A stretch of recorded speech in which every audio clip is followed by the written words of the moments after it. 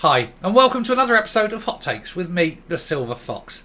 Sometimes the answer to the question isn't the answer to the question, it's the answer that wasn't given. And so, for example, when Tim Davie, the head of the BBC, was asked if he knew who paid for the lawyer for the young lad in the Presentergate scandal, he could have said, "No, I don't know." And indeed, that would have been the answer you expected had the young lad appointed his own solicitor. The very fact he said, "No, I don't know," leads us to a very different conclusion. We're going to have a look at this piece. We're going to see what he said. But what he said was, I think, more telling than what he didn't say. He should have said, "I don't know." Why didn't he? Let's have a look at this article and see what the hell is going on. Because all of a sudden, it's taken a new and I think interesting twist.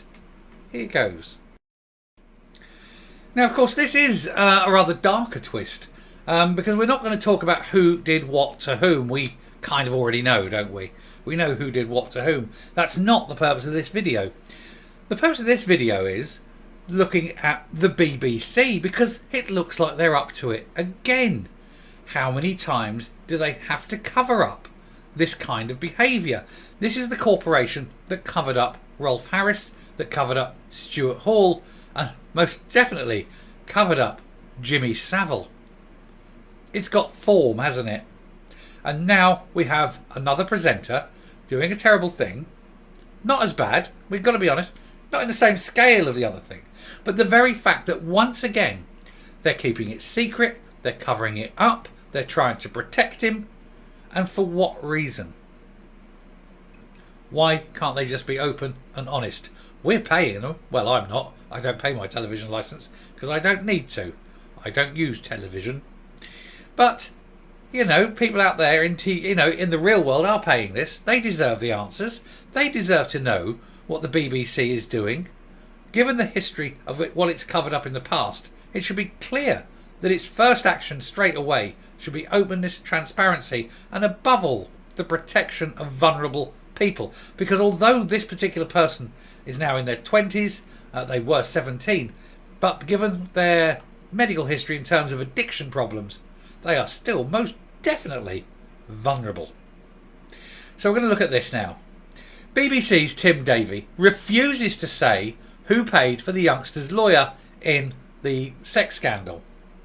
Now, Tim Davie was asked if the corporation had ascertained who paid the young person's lawyer. Mr. Davie refused to answer the question. Now, if he refuses to answer the question, it means he has ascertained who paid for it. Or he already knows who pays for it. The Director General of the BBC has refused to say who paid for a young person's lawyer in a scandal which has rocked the BBC. Mr. Davie was giving a statement following serious allegations made by the person's family against a BBC presenter earlier this week. And speaking at a virtual press conference, Mr. Davie did not give a direct answer when asked by the Daily Mail if he's hopeful that we will see the BBC presenter back on air if he's cleared. Now, if he's cleared, then the correct answer would be yes, if he's cleared, he's definitely coming back. Now, the fact that he's not answering that in the way you expect means he suspects he will not be cleared. That's number one. It's the answers they're not giving. Don't look at what's there. Look at what is not there. He said, "We need to run a fair process and navigate the course fairly and transparently," the BBC chief said. He said the Sun newspaper, which broke the story, also asked Mr. Davie if the corporation has ascertained who paid for the youngster's lawyer. But the Director General said that's not something corporately for the BBC. That doesn't mean he doesn't know. He refused to say that he doesn't know. He said he would not comment when it asked if the presenter had offered to resign. Now that suspects, you look at the answer that's not there. So is it, has he offered to resign? You say yes, because you'd protect him. Say yes, but we've told him not to. We've refused his resignation at this moment. But the very fact he isn't is saying that he hasn't yet offered to resign. The answer's what's not given, isn't it? In a statement at the start of the press conference, Mr. Davie said, We did receive a call on the 19th of May, so getting on for 2 months ago now.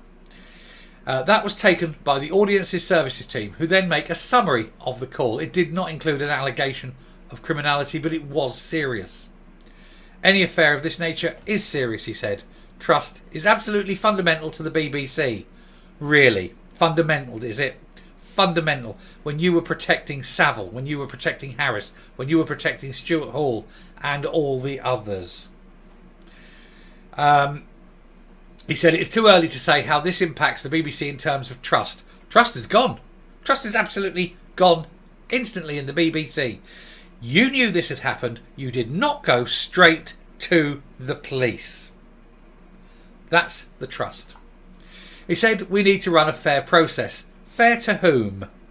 Fair to the victim. He said this is very complex and very fast moving. We need to balance duty of care, get across the legal issues in terms of privacy and public interest. You have a duty of care to every single person employed by the BBC. And part of that duty of care is you have to remove suspicion from every man in the BBC. And to do that, you must identify the person who's done it. Formally. We all know who's done it. But you must formally do that to remove suspicion from everyone else. As part of that duty of care for which you see. And of course you're talking about in terms of privacy. Well, we've all seen the photographs now. Very little privacy once you've seen a presenter's jacksie. And is it in the public interest? Is it in the public interest to know that a man who's being paid at the public expense is doing things like this to a vulnerable person? Yes, I think it's very much in the public interest. When asked, Mr. Davies said he would not comment on whether he'd spoken to the presenter concerned. You can read into that either way, I think. If he has, and he's saying he has, or he's denying that he has, then that can be read one way. But if he hasn't, then you have to ask why he hasn't. He's the man responsible for the BBC. Why hasn't he? And so that can be read in an entirely different way. So I think that's one question he definitely should have answered. Anyway, as the crisis had developed, the BBC has revealed that the Met Police has asked the corporation to pause its investigation while detectives do further scoping work. Why is the BBC investigating? This is a criminal matter now. The BBC should have handed this off to the police immediately. The BBC is not an investigative force within the British establishment. It's a broadcaster. It's a public service broadcaster. Its job is to make soaps and documentaries and to report the news. It makes soaps and it makes documentaries, but it's now creating the news. That's not what it's there for. Anyway, in a statement, the BBC said, we know that questions have been asked about how the complaint was initially managed. So today we've published an update that sets out key dates and some additional information that we're currently able to share. Well, one of the things you can share is the identity. Anyway, the BBC says it has protocols and processes for managing complaints and that matters are taken extremely seriously, unlike before where they weren't. The BBC added, events of recent days have shown how complex and challenging these kinds of cases can be. Not once the truth's out, not once people have seen the pictures, it isn't. The BBC has released a timeline of what happened. It said that The Sun informed the corporation on July the 6th of allegations concerning the BBC presenter and that the source was the same family which approached the BBC on May the 18th and 19th. They added that on that same day, the BBC launched an incident management group and senior managers held their first conversation in the matter with the presenter in question. Back in May. Back on the 17th or 18th or 19th of May, they questioned him. And they continued to let him go on television, knowing these allegations were there and not knowing if they were false. They should have had him off the television straight away as a matter of course. And they didn't, because they were protecting him. They've done this before. They've protected some of the worst people. And it just speaks to what the BBC is. The very fact that they don't remove these people immediately. They don't lock themselves down. They go straight into protection mode. Now, the fact that this man refuses to say who paid for the lawyer, he does know, because he would have said straight away, I don't know. And the very fact that he's saying he doesn't know who paid for it, or rather, he's refusing to say he doesn't know who paid for it, leads one of only two conclusions. Either the presenter paid for it, in which case that's dodgy, or the BBC paid for it, and if the BBC paid for it, that's even worse, because then they are deliberately trying to pull away from this problem, to try and make the problem go away, in order to protect a man who's done this thing. The BBC are still acting like it is Savile's Broadcasting Corporation. So who paid for it, Tim Davie? Who paid for it? Anyway, I shall finish there and come up. Yet another reason, not that you have to have one, for which you can quite easily give up the TV licence. Why should you pay for a company, a broadcaster that pays a lot of money to a presenter who has done terrible things, a broadcasting company that then either, covers up the truth about it, shall we say? I've got to be careful what I say. Covers up the truth about what they know about what has happened, that refuses to protect people by naming him outright, that allows other people to remain under suspicion by refusing to name him outright, that when, on hearing that this complaint had been made, instead of suspending him until it had all been sorted out or investigated, allowed him to continue on full pay presenting shows, and thus exposing his face to those people who have allegedly been malused by. You see, this is what the BBC are. It's no wonder Savile got away with it for so long. It's no wonder Harris got away. All the others, many others. It's no surprise, is it?